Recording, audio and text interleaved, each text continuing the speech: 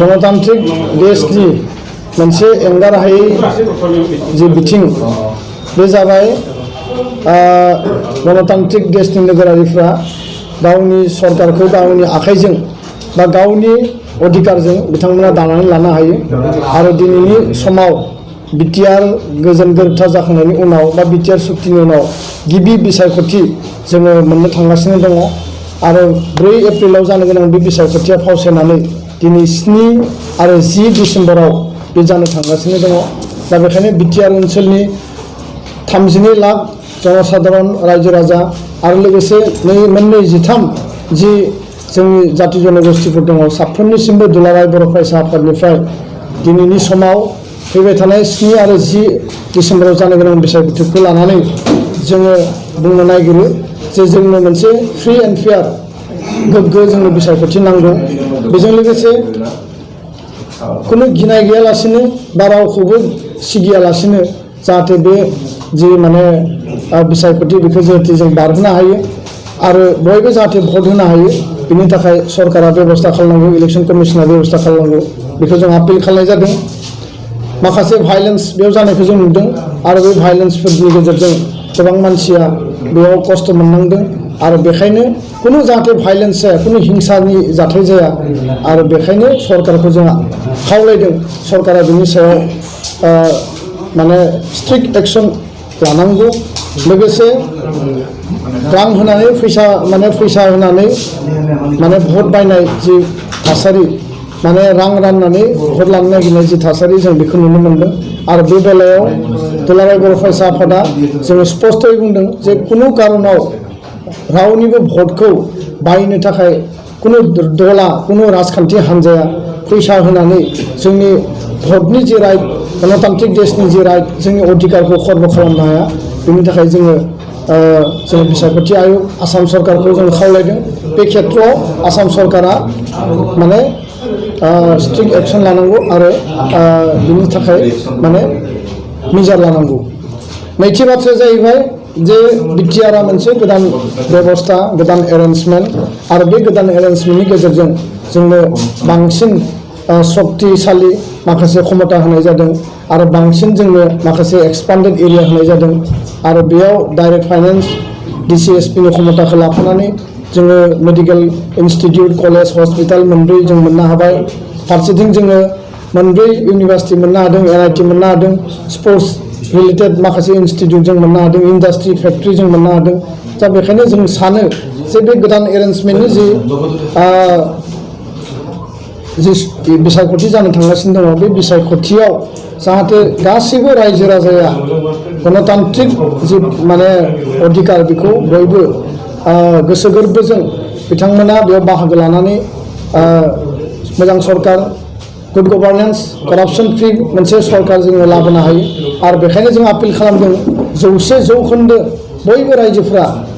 दोलो दोलो फैनानै 7 आरो 10 डिसेम्बराव बयबो भट होनांगौ आरो गावनि भटनि जि राइट बे राइटखौ एन्जय खालामनांगौ लोगोसेनो जिखिनि यां भटार दङ जिखिनि निउ भटार दङ साफ्रोमबो गावबा गावनि भबिष्यतखौ सों नोंथांमोना गावखौनो सों जे जोङो एबाराव बबे एजेन्डानि थाखाय भट होगोन मा एजेन्डाया नैबे खेबसेनि थाखाय जोंनि भट होनायनि बिनिमयाव जोङो मोननो हागोन आरो बेखायनो खुन्दुं थफ्लासे होनाय आथुवा कम्बल होनाय आरो माने नोङो स्प्रे मेसिन माबा होनाय फैसानि बिनिमयाव भट रान माने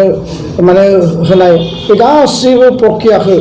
गैया खालामनानै बे गासैबो प्रक्रियानिफ्राय उदां जानानै जोङो बिबेकजों गोसोजों मेलेमजों जों सान जे जों मानि थाखाय भट होगोन आरो बेखायनो आङो खावलायगोन जे जोंनि यां भटार निउ भटार गासैखौबो खावलायगोन जे नोंथांमोना दिनै स्कुलाव कलेजाव इउनिभार्सिटियाव फरायदों एजुकेशन लादों क्वालिटी एजुकेशन जोंनो नांगोन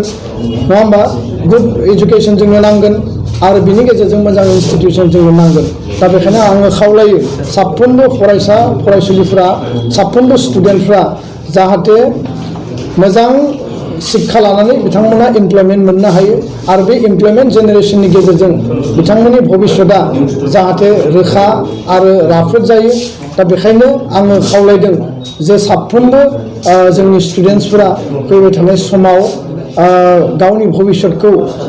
नायनानै जोंनि माने फिउचारनि माने जि सिकिउरिटि जोंनि फिउचारनि जोंनि थांना थानायनि जि जोंनि माने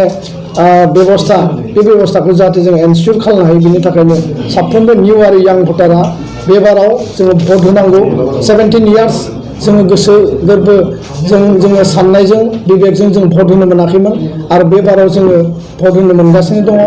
आरो बे जों 17 इयार्सनि उनाव जे जों गोदान सरकार मोननो थांगासिनो दङ 5 बोसोरनि गेजेर गेजेर जों सरकार सोलायनो हायो बे गासैबो बेबस्थाखौ लानानै जाहाथे जोङो बयबो नैबे बाराव जोङो 100% भट हैगोन आरो बे भट जेसेबां बारायगोन बे भटआ परिबर्तननि थाखाय जागोन शान्तिनि थाखाय जागोन जौगानायनि थाखाय जागोन दा जों बयबो बुंदों जे जों सोलायनाय नांगौ सोलायनाया मानि थाखाय आरो सोलायनायखौ मानो लाबोनांगौ बे बाथ्राखौ लानानै आङो स्पष्टयै बुंनो नागिरदों जे परिबर्तना नामजों मुंजोंल' परिबर्तन नङा परिबर्तना खामानिजों जानांगोन परिबर्तनाव मोनसे भिजन थानांगोन परिबर्तनाव मोनसे डाइरेक्सन थानांगोन आरो बे परिबर्तना गोरिब गुन्द्रानिफ्राय लानानै जोंनि गासैबो स्तरनि जोंनि परियाल जोंनि जाति जनगोष्ठीजों लोगोसे जोंनि यां जेनेरेशननि भबिष्यतखौ जोङो एनसियर खालामनो थाखाय बे परिबर्तना जानांगोन दा बेखायनो गभर्नमेन्ट स्किम इमप्लिमेन्ट खालामनायाथ' मोनसे पार्ट आरो करापसन फ्रि मोनसे गभर्नमेन्ट होनाया आलादा पार्ट आरो गुड गभर्नेन्स होनाया जाबाय मोनसे दिग बेजों लोगोसे जोंनि इयुन फिउचारखौ बोरै थिग खालामनो बेनि थाखाय सरकारा माखासे स्किम आसनि माखासे पलिसि नीति तयार खालामनांगोन दा बेखायनो जोङो बुंनो सानो बा जोङो खावलायदों रायजो राजाखौ जे जायफोर जोंनि बे ओनसोलाव थानाय गासै हारि हारिसा रायजो राजा नोंथांमोन दङ साफ्रोमबो जोंनि गार्जेनफोरा साफ्रोमबो जोंनि बिमा बिफाया साफ्रोमबो जोंनि हारिनि सुबुंफोरा बर' हारि गेरेमसा दानांगौनि थाखाय हारिया जौगानांगौनि थाखाय बर' हारिनि थामोनथा रैखाथिखौ एनसियर खालामनांगौनि थाखाय जोंनो मोनसे मोजां प्रखाखन मोनसे मोजां बेबस्था नांगौ आरो दिनै जायफोरा सिगांनि हान्जायाव दंमोन सिगांनि दलाव दङमोन गोबां मानसिया दिनै लोब लोब फैनानै परिबर्तननि थाखाय UPPL हान्जाखौ दिनै बयबो थांखिनानै लादों UPPL हान्जा प्रमद बर'नि दैदेननाय जे राजखान्थि हान्जा दङ बयबो मोनसे बिसास मोनसे माने थांखियाव दिनै आवगायबोदों जे जोङो खेबसेनि थाखाय माने परिबर्तन जों लाबोनो हाया खेबसेनि थाखाय जों माने परिबर्तन खालामनो हाया दा बेखायनो जोङो मोनथाम एजेन्डा बेयाव तयार खालामदों गिबि एजेन्डाया जाबाय जे जों मा मावगोन आरो बे बिटिआरनि सोलायनाया मानि थाखाय जागोन गिबि एजेन्डाया जाबाय बिटिआर सुक्तिखौ आखरे आखरे हाबा मावफुंनायनि गेजेरजों बिटिआरखौ भाइब्रेन्ट बिटिआर गायसननाय आरो जोङो बुंनो नागिरा जे मडेल बिटिसिनि सिमां होनानै हाग्रामाया जि करापसन दुर्नीति माने जंगल राजनि जि सासन खालामबाय बे सासना फैबाय थानाय समाव बियो दिनै गैलिया आरो फैबाय थानाय समाव गुड गभर्नेन्स गुड एडमिनिस्ट्रेसन जानो थांगासिनो दङ दा बेखायनो बिटिआर एकर्ड इमप्लिमेन्टेसना जाखानांगोन आरो बिनि गेजेरजों बर' हारिजों लोगोसे गुबुन गुबुन हारिया अधिकार मोननांगोन जौगानांगोन 2 नम्बर बाथ्राया जाहैबाय जे जोंनो मोजां एजुकेसन नांगोन जिखिनि इन्स्टिटिउसन जों मोननो हाबाय बे इन्स्टिटिउसनखौ जोङो टाइम बाउन्ड जोङो गायसननानै लानांगोन आरो बेजों लोगोसे जोङो क्वालिटि इडुकेसन लाबोनाय जोंनि माने डिगनिटि अफ लाइफखौ जोङो जौगाखांहोनाय आरो निउ एजुकेसन पलिसि जि 2020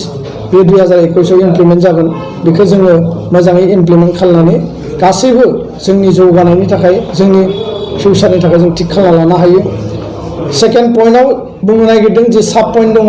एजुकेसन इमप्लयमेन्ट आरो इम्पावारमेन्ट 3 E's-नि बाथ्राखौ जों एजेन्डा हिसाबै लाखिदों इमप्लयमेन्ट जोंनो नांगोन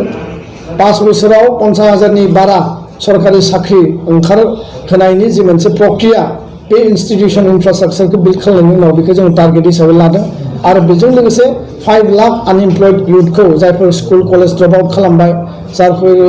माने गोबां खारनाव बिसोरो स्कुल कलेज गारनो गोनां जाबाय बिथांमोना जाहाथे सेल्फ इमप्लयमेन्ट जेनेरेशननि गेजेरजों